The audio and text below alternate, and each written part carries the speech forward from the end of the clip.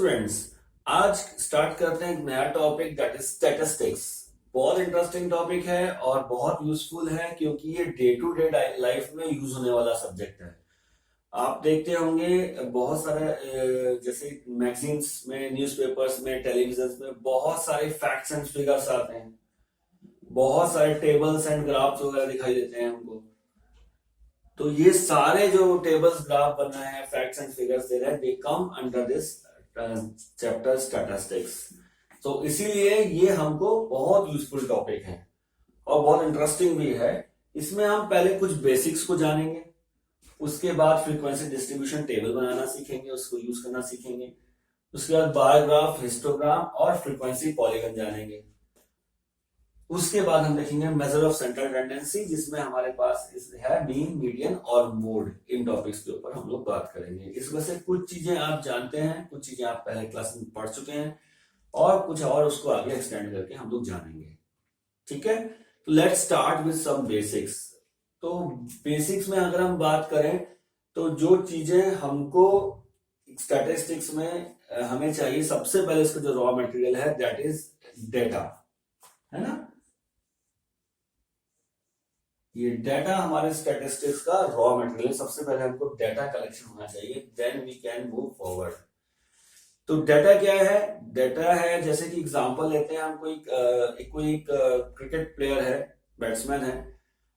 जब वो बैटिंग के लिए आ रहा है तो उसके बारे में एक इंफॉर्मेशन वहां दी जाती है कि ये कितना इसने अभी तक मैच खेले हैं, उसमें हर मैच में कितना, या अभी तक का कितना स्कोर किया है टोटल, उसमें से कितने 50s बनाए हैं या कितने 100s बनाए हैं। ये सारी जो इंफॉर्मेशन दी जा रही है, दे आर बेसिकली डेटा।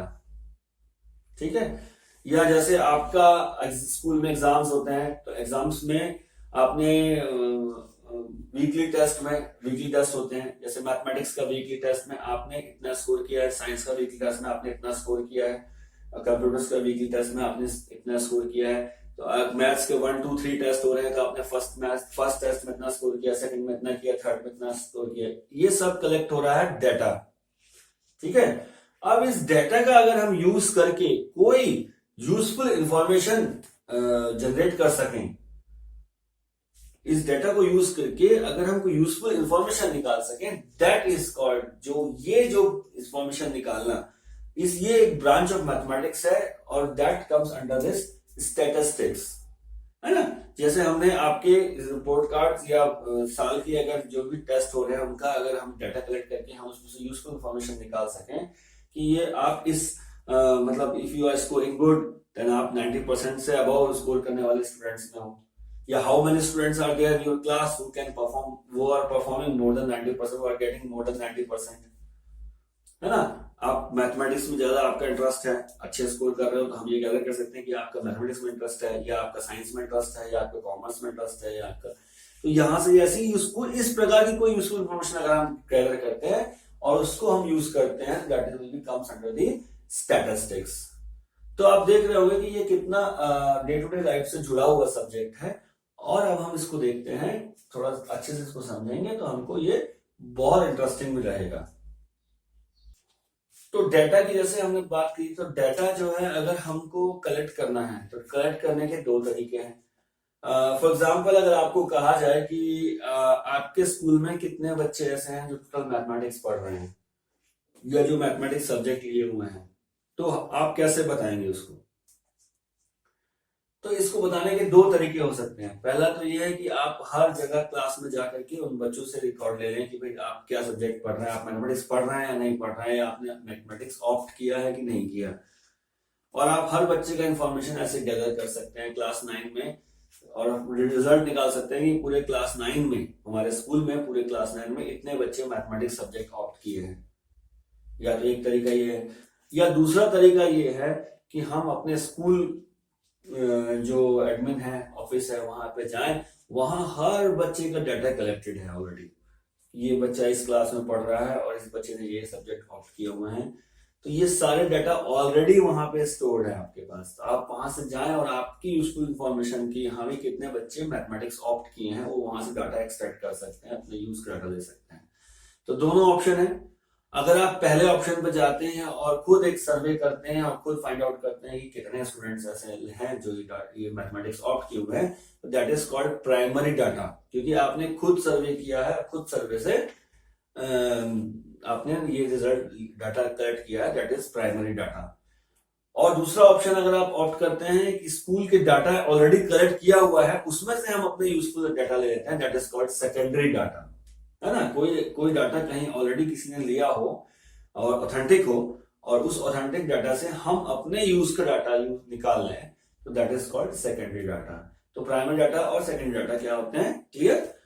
अच्छा, अब हम देखते हैं कि हमने डाटा तो कलेक्ट कर लिए, अब बहुत सारी इंफॉर्मेशन हमारे पास आ गई, बहुत सारी इंफॉर्मेशन हमें लिख दी कि हमारे क्लास के 40 बच्चों के में ऐसा ऐसा टेस्ट के इतने मार्क्स, अगर एग्जाम्पल ले लें मैथमेटिक्स में इतने मार्क्स आए, ओके।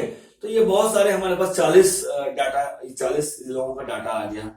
नाउ अब इसको अगर हम ऐसे रख देंगे, दैट इज रॉ डाटा, लिख के रख दिया मैंने कि इसके इतना है, इतने स्कोर आया, किसी का जैसे 10 नंबर का टेस्ट हो रहा तो 8, 9, 10, 6, 5, 6 ऐसे ऐसे करके 40 लोगों का इंफॉर्मेशन मैंने यहाँ लिख दिया। तो इससे मैं क्या निष्कर्ष निकालूंगा, it will be very confusing. तो अब हमने कोई चीज डाटा निकाला है, तो अब इंपॉर्टेंट चीज ये है कि how we present that data, हम उसको कैसे प्रेजेंट करते हैं कि हम उससे इजीली कोई इंफॉर्मेशन गैदर कर सकें। तो दैट प्रेजेंटेशन में हमारे पास बहुत सारे ऑप्शंस हैं। तो उस ऑप्शन में पहले है frequency distribution tables. Let us see कि फ्रीक्वेंसी डिस्ट्रीब्यूशन टेबल क्या होता है। So students, let's take an example. ये हमको एक डाटा दिया हुआ है जो, और कहा गया है कि ये किसी क्लास 9th में कोई टेस्ट है, उसमें से 30 स्टूडेंट हैं उस क्लास 9 में, और उन्होंने आउट ऑफ 100 ये मार्क्स ऑब्टेन किए हैं। ये हमको एक डाटा दिया है, it is a raw data यहाँ पे हमारे पास दिया हुआ है, ठीक है। और हमसे अगर क्वेश्चन पूछा जाए कि what is the maximum score and what is the minimum score out of that, तो हमको अगर इसमें से ढूंढना पड़ेगा डाटा में से कि what is the maximum score and what is minimum score. यहाँ हमने पूरा हर डाटा को सर्च किया और सर्च करके हमने फाइंड आउट किया कि मैक्सिमम स्कोर इज 95, ये डाटा, और मिनिमम स्कोर इज दिस 10, है ना, पूरे टेबल में। तो ये हमने इस रॉ डाटा से कंक्लूड किया। And what is the range of this data, तो रेंज क्या होता है, range of data is equal to highest value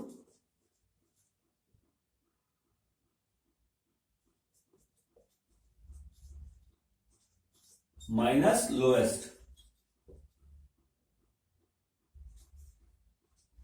ठीक है। Highest value minus lowest value करेंगे तो हमारे पास रेंज आ जाएगा। तो यहां हमने देखा that is highest value is 95 and lowest value is 10, तो रेंज ऑफ डाटा इज 85। ये हम ऐसे range of data find out कर सकते हैं। हाईएस्ट वैल्यू क्या आई है और उसमें लोएस्ट वैल्यू क्या है, उन दोनों का क्या डिफरेंस है, that is known as range of data, ठीक है।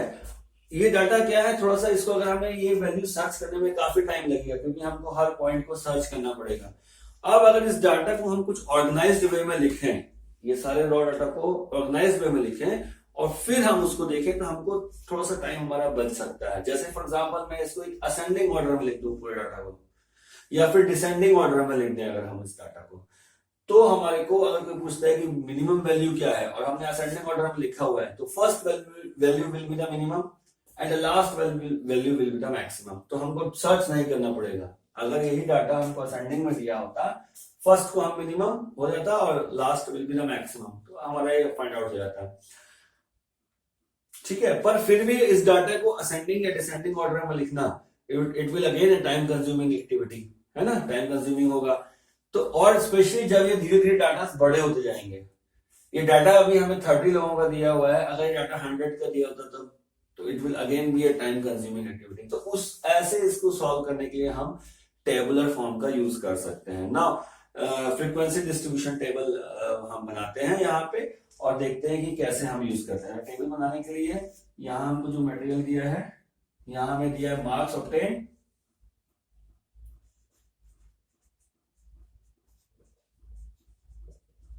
और यहाँ दिया है नंबर ऑफ स्टूडेंट्स,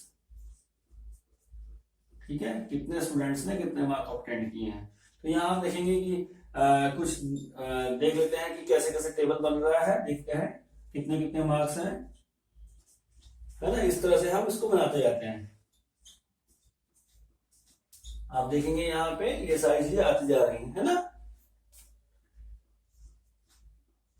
एक सीक्वेंस में बना रहे हैं हम इसको, ठीक है। देन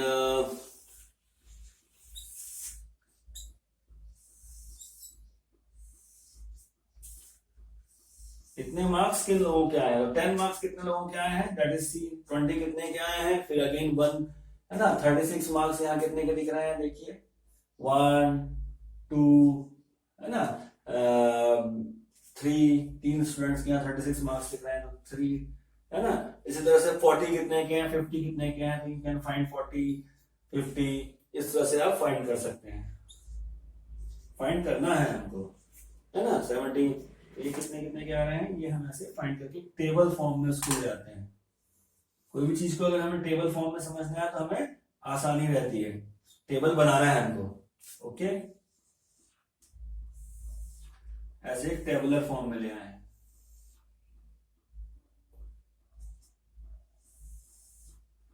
ठीक है। इसी तरह से डाटा है 72 80 इन सब का डाटा,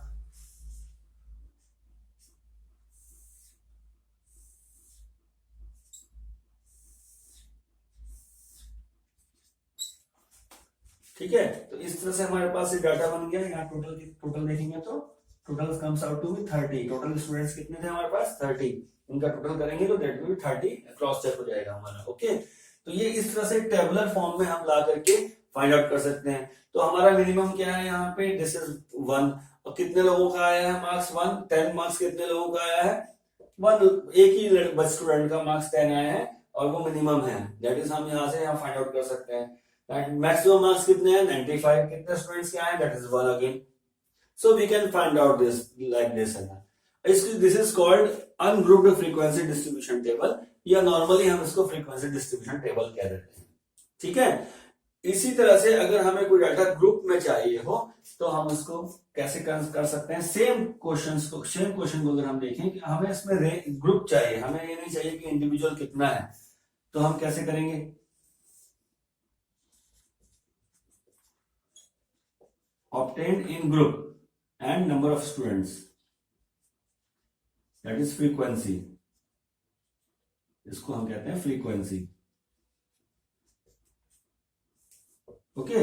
यहां देखते हैं हम एक ग्रुप बना लेते हैं। सबसे कम हमारे पास क्या दिख रहा है 10 और सबसे मैक्सिमम हमारे पास दिख रहा है 95।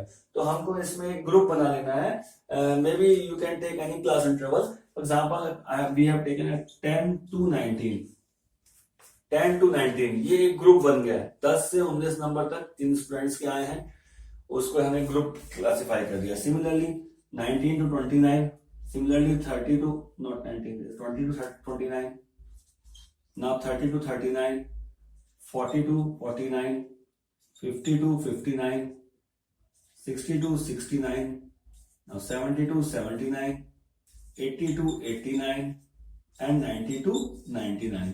हमने यहाँ पे ऐसे ग्रुप्स में इसको डिवाइड कर लिया है। Now you can find out in this table कि कितने लोग हैं जिनके इस रेंज में मार्क्स आ रहे हैं, ठीक है। नाउ यहां से आप सर्च कर सकते हैं। देखिए आप 30 to 39 के बीच में कितने लोग हैं, 30 to 39, 36 के 3 हैं, ठीक है। ये इस तरह से आप फाइंड आउट कर सकते हैं। 60 to 69 के 4 लोग हैं।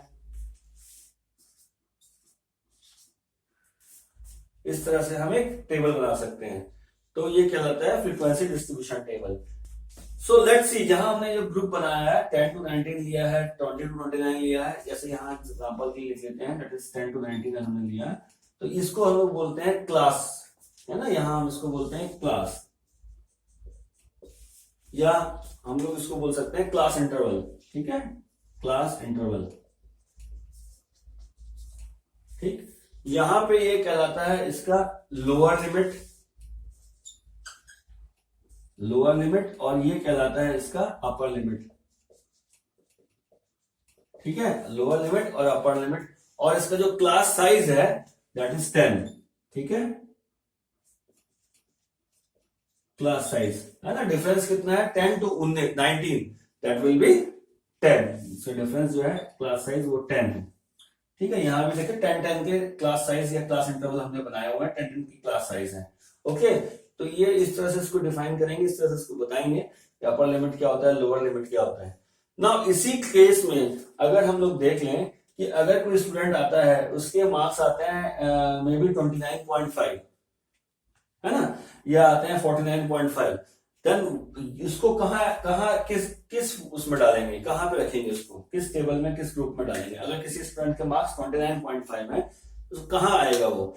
सो ऐसे केस में अगर आता है तो हमको चाहिए कंटिन्यूअस टेबल। यहाँ क्या है, ग्रुप इंटरवल बन रहा है 19 और 20, इसके बीच में ब्रेक हो रहा है, 19 और 20 के बीच में गैप है, कोई स्टूडेंट बीच में आता है तो उसको कैसे डालेंगे। तो उसको करने का तरीका क्या है कि हम सबसे पहले देखते हैं कि क्लास जो इंटरवल अपर लिमिट, इस क्लास की अपर लिमिट और इसकी लोअर लिमिट के बीच में कितना डिफरेंस है ना।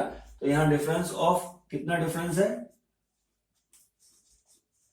ये आप पहले पढ़ चुके हैं, डिफरेंस कितना है, दैट इज इसकी जो लोअर लिमिट है 20 है, माइनस पिछले वाले की अपर लिमिट है, that is the difference, difference is equal to 1, ठीक है। और हम हाफ ऑफ द डिफरेंस कर देते हैं, half of difference that will B 0.5। अब इस हाफ डिफरेंस को हम यहां अपर लिमिट में डाल देते हैं और हाफ को हम इसको माइनस कर देते हैं, यहां हम इसको ऐड कर देते हैं। For example 19 will become 19.5, where this 20 minus half कर देंगे, दैट विल अगेन बिकम 19.5, और अपर लिमिट में हम क्या करेंगे 19 प्लस हाफ को ऐड कर देंगे, दिस विल अगेन बिकम 19.5। तो ये जो लिमिट है ये बिकम हो जाए अप टू 19.5 हो जाएगी, और यहाँ की लिमिट है दिस विल बिकम 19.5 से स्टार्ट होगी, ओके। तो ये हम इसको एक नया तरह से टेबल बना के देखते हैं कि ये अब नए रेंज में टेबल क्या बन जाएगी। ये टेबल बन जाएगी 9.5 टू 19.5, यहां नीचे 19.5 टू 29.5, ओके। ये 29.5 टू 39.5, इसी तरह से 39.5 to 49.5, 49.5 to 59.5, 59.5 to 69.5, 69.5 to 79.5, 79.5 to 89.5, and 89.5 to 99.5। इस तरह से लिमिट बन जाएगी। नाउ द क्वेश्चन फिर भी वही है, 29.5 अगर किसी के मार्क्स आते हैं, 29.5 मार्क्स आते हैं, तो वो किस टेबल में आएगा। ना 29.5 यहां भी दिख रहा है हमको, और 29.5 हमको यहां भी दिख रहा है, दोनों जगह पे दिख रहा है। तो हम इसको किस टेबल में कंसिडर करेंगे, यहां कि यहां।